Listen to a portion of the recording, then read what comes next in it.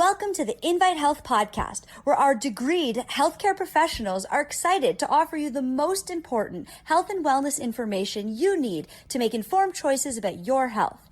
You can learn more about the products discussed in each of these episodes and all that Invite Health has to offer at www.invitehealth.com/podcast.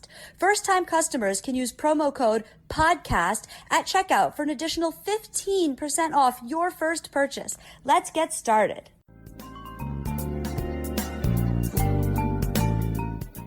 It's fall, it's pumpkin season, it's harvest, and we identified a pumpkin with really nice things, like harvest time is a beautiful time of year, and we also identified pumpkins with desserts, with holidays, Thanksgiving and Halloween, so it's a lot of fun.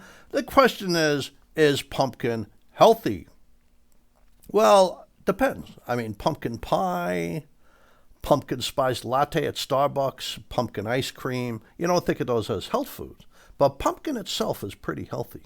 It's a member of the cucurbit family. That's pumpkins because they're a squash. Pumpkins are a variety of squash. So a pumpkin is a fruit. It's not a vegetable. And along with this is melons and cucumbers. And there's a lot of healthy things in pumpkins. For instance, it's orange. That's the beta-carotene. Beta-carotene is good for your vision. Beta-carotene is good for your immune system. It's good for your thyroid gland. It's good for your skin. It even helps regulate your hormones. And then there's a lot of fiber. And there's a lot of potassium. These make it a very healthy vegetable because it's also low in calories, low in salt, doesn't have cholesterol. So welcome to my podcast, Are Pumpkins Healthy?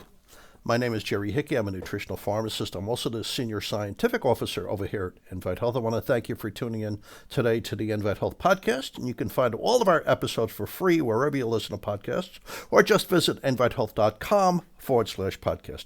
Please subscribe and leave us a review. You can also follow us on Facebook, Instagram, and Twitter at Invite Health. The information on this episode is linked at the episode description. So let's talk about the value of pumpkins.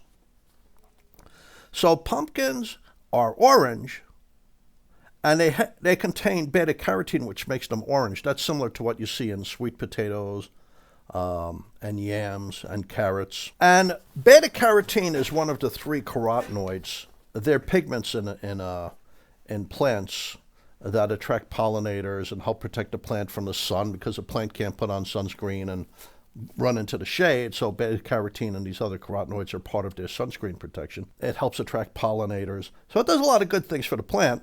It does an awful lot of good things for us. Beta-carotene, along with alpha-carotene and cryptoxanthin, are the three carotenoid pigments that can convert to vitamin A. And the chief one, the one you find most often, is beta-carotene. That's the one that's abundant in vegetables and fruits.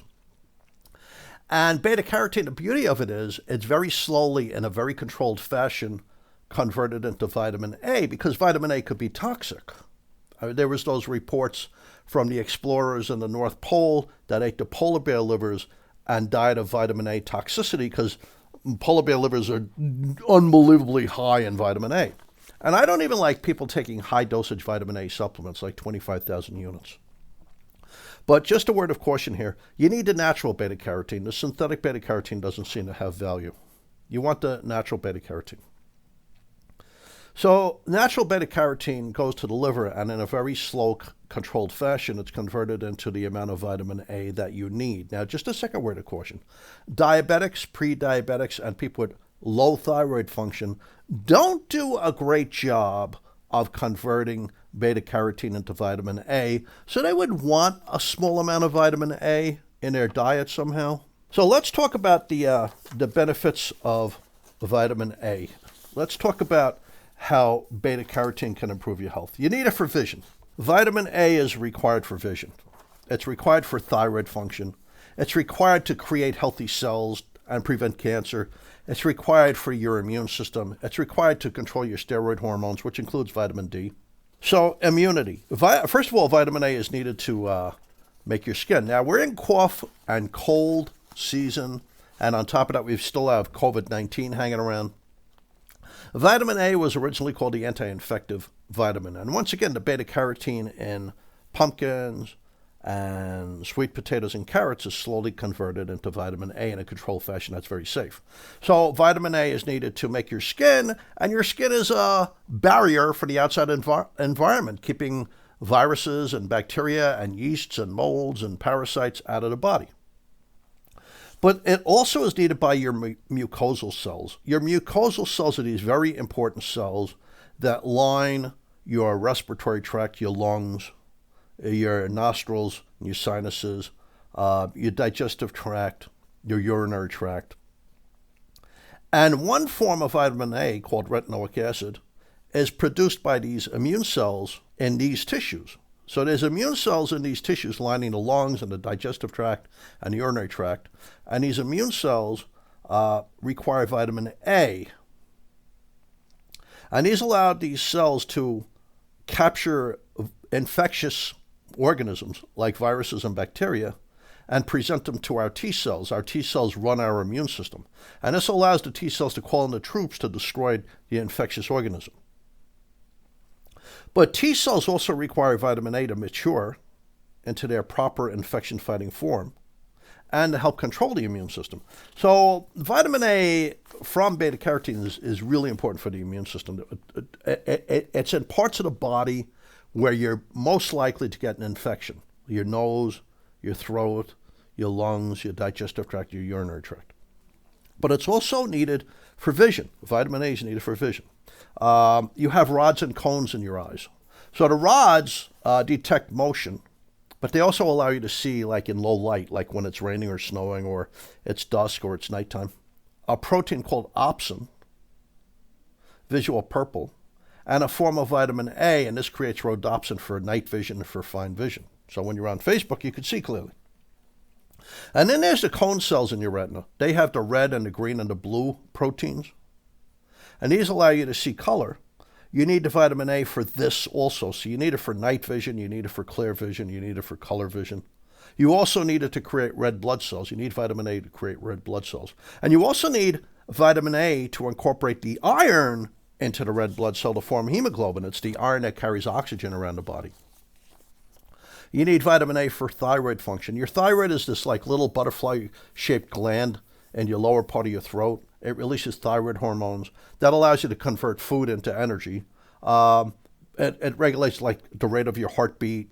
It regulates how deeply you breathe. It regulates your weight, like gaining or losing weight. It regulates your body temperature so you're not too cold in the winter and too hot in the summer. It regulates your cholesterol levels. It regulates women's menstrual cycle. Iodine is the major nutrient used by the thyroid to make your thyroid hormones. You need vitamin A to take up the iodine. Otherwise, the thyroid can't take up the iodine. It will not make thyroid hormones.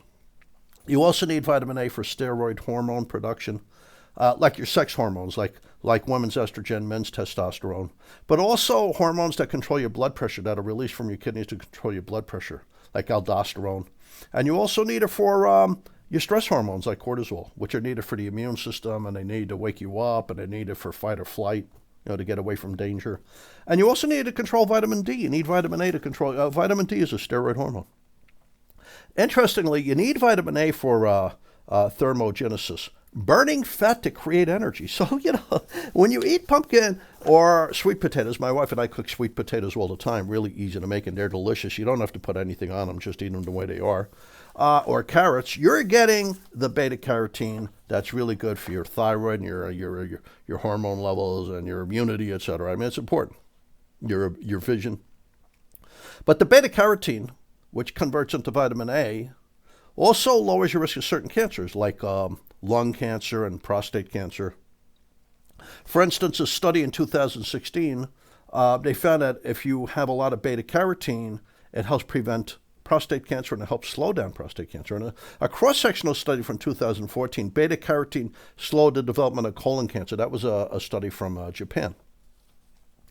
So there's a lot of reasons why you want your vitamin A levels to be appropriate, and eating a good food like that will give you some vitamin A. It gives the precursor beta-carotene.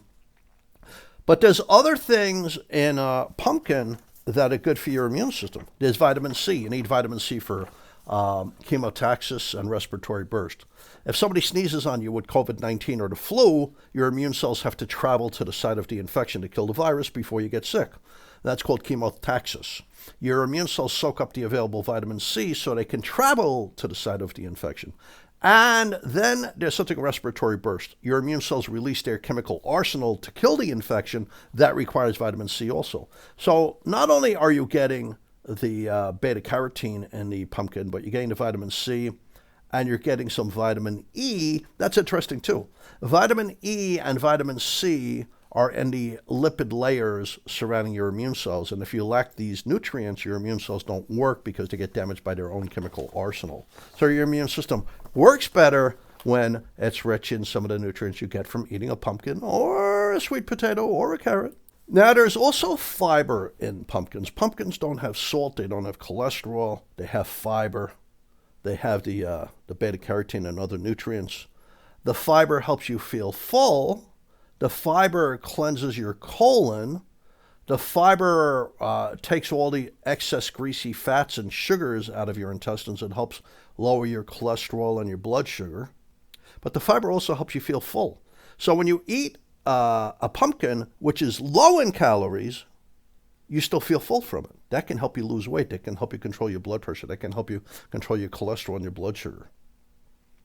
And then there's a good amount of potassium in a pumpkin. In a pumpkin, in like 100 grams of a pumpkin, which is a little over 3 ounces, you get about 500 milligrams of potassium. And potassium, getting more potassium for your blood pressure, it's as important for your blood pressure as lowering your salt intake. That's how important potassium is. And most Americans do not get enough potassium from their food. Potassium is found in fruits and vegetables. And the thing is that potassium helps regulate your blood pressure. Potassium also helps prevent kidney stones. It lowers your risk of kidney stones by 50% if you have sufficient potassium. It strongly lowers your risk of a stroke. It helps maintain your bone health, and it helps protect your muscles when you're aging. So all of these things are in pumpkins. Now, we don't sell pumpkins at Invite Health, but we do have this delicious powder called Oranges HX. It's under our Dr. Alan Pressman label. Dr. Alan Pressman was a celebrity doctor of note, very popular, very famous fellow. He wrote so many great health books. And he was at the forefront of building the whole nutrition world in America, bringing nutrition to the forefront of our society.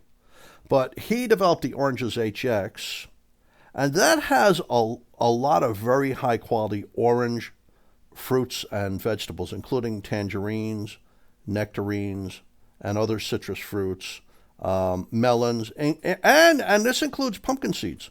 Pumpkin seed powder. I'll tell you something else about pumpkin seeds. Seeds are so powerful. A huge tree can come out of a seed. It's like the whole power of the universe is in that tiny seed, right? The pumpkin seeds are loaded with sterols that also help lower your cholesterol. Sterols block the absorption of cholesterol from your food. Your cholesterol goes down. So we have Oranges HX, which would have fiber, which would have potassium, which would have natural beta-carotene. It has all the things that you find in pumpkins, and it's very easy to mix into a liquid, so you can use that. So thank you for tuning into the Invite Health podcast today. You can find all of our episodes for free wherever you listen to podcasts, or visit invitehealth.com/podcast. Please make sure you subscribe, and please leave us a review. You can also follow us on Facebook, Twitter, and Instagram at Invite Health. Hope to see you next time on another episode of the Invite Health podcast, and thank you so much for listening.